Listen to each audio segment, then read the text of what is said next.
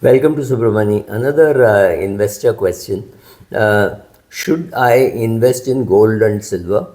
What percentage of my portfolio should be gold, should be in gold or silver? And assume I have a 20-year view on my portfolio. Must be a young person. I don't know his age. Maybe he's 40, 40, 50, whatever. He has a 20-year view on the thing. So I think Indian investors with a 20-year view should invest in gold and silver, gold or silver, gold and silver, whatever combination. Largely, you'll have to go technical because there's nothing great fundamental about these things. There's no cash flow coming, so there is no pricing. It is only technical, which you look at and say, oh, now I think it is going to go up, or now I think it is going to go down, or silver is going to go up faster than gold, whatever.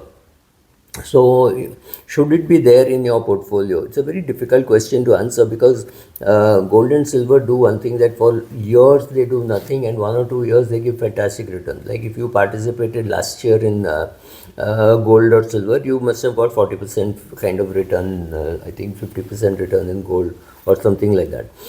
Is it a good return? I think it's a great return. Will it get repeated?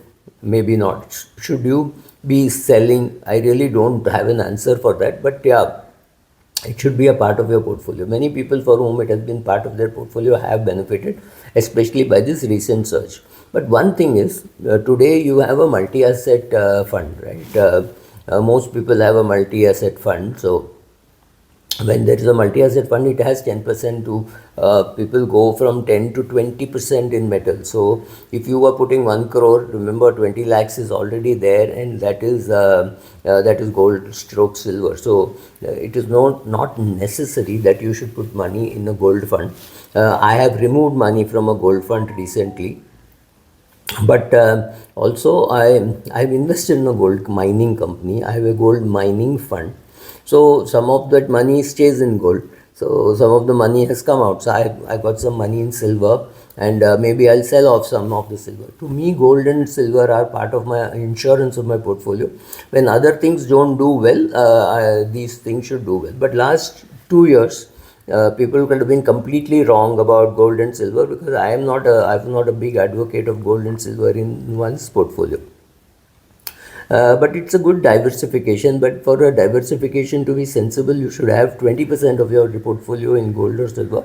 I don't see too many people doing that. So I don't have so much money in gold and silver, but I have money in multi-asset funds, which is putting money in gold or silver or even other commodities. So for that, it is providing us a decent diversification for me in my portfolio.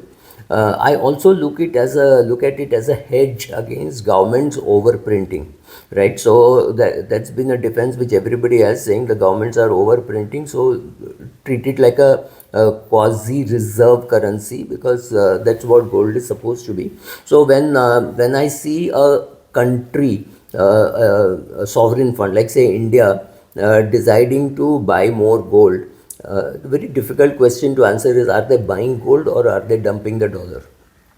Right. So will gold continue to do well? Will silver continue to do well? Well, silver, there is some justification of industrial usage, but 3 years back it was not going anywhere, but today it is flying. So continue your SIP in a multi-asset fund, and through that you will have some gold and silver. It does not make sense, too much sense, to put into gold and silver funds.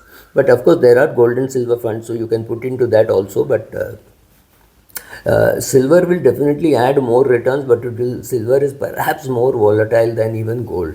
So gold and silver will give you decent returns on a very very long term basis, because too much of that return may already have been upfronted. I'm not saying gold is going to go down, but if you see the last 4 weeks, 6 weeks, gold has not done well. In fact, it may have retracted. I do not know how much, but it has retracted maybe 5-10%.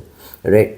So when you think of 20-year horizon, remember that the opportunity cost of what can happen in retail. So you could have put money in some company, let's say HDFC Bank or Yes Bank or something like that, over a 20-year period.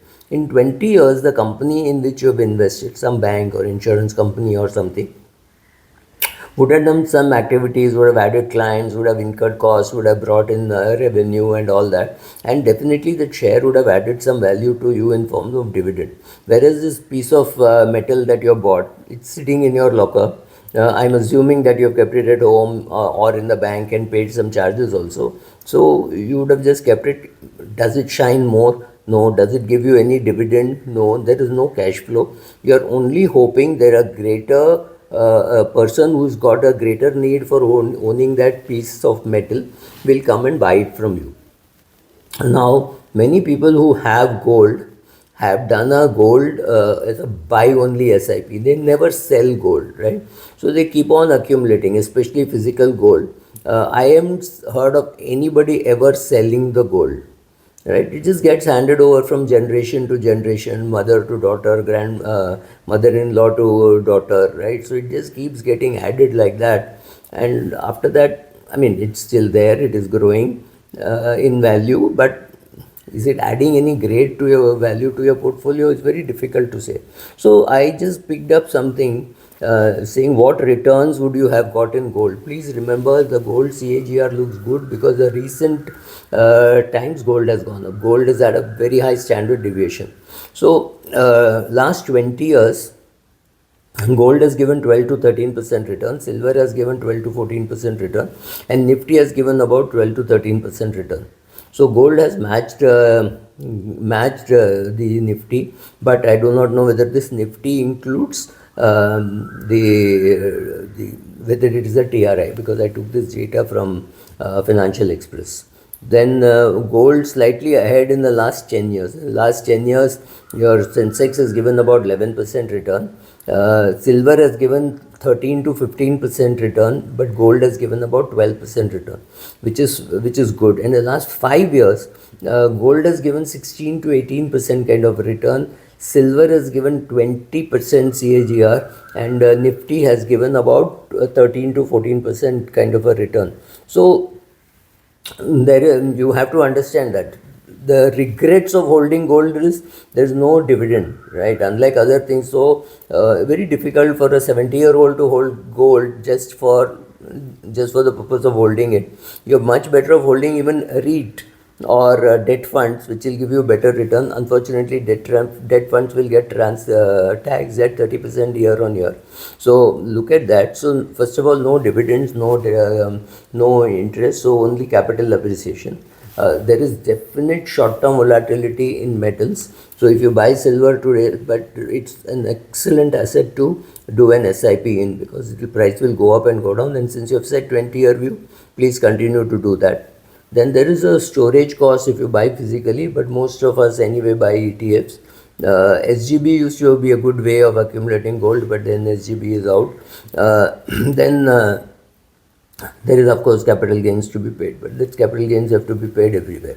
So, so for a 20-year investor, I would suggest 5 to 7% in gold, gold or stroke silver, going to a maximum of 15% ever when you get more chance to do that. You can always shift from cash to gold and gold to cash depending on whether you are confident about the timing. For me, I don't mind a portfolio of 10% in gold and 5% in silver. This is including the gold coming out of which is sitting in the locker belonging to my wife, and the gold that is the investment in multi-asset, etc., which is becoming gold, right? So if you add all that, I don't want it to exceed 15%. And that's it. And how will I hold it? Right now I hold sovereign gold bonds. I hold some gold and silver ETF. I own a gold mining company, shares in a gold mining company. I own gold mining and World Gold Fund, which is into manufacturing of gold, storage of gold, whatever, all that is part of that portfolio. So in the next 20 years, I expect equity to do the heavy lifting, but gold and debt and etc. could perhaps reduce the volatility. And certainly someday when you need money and you think equity and debt are not in great shape, it's a great asset to sell. So use it as a proxy for holding cash. In the worst case scenario, you will be able to sell it without having much regret. Thank you.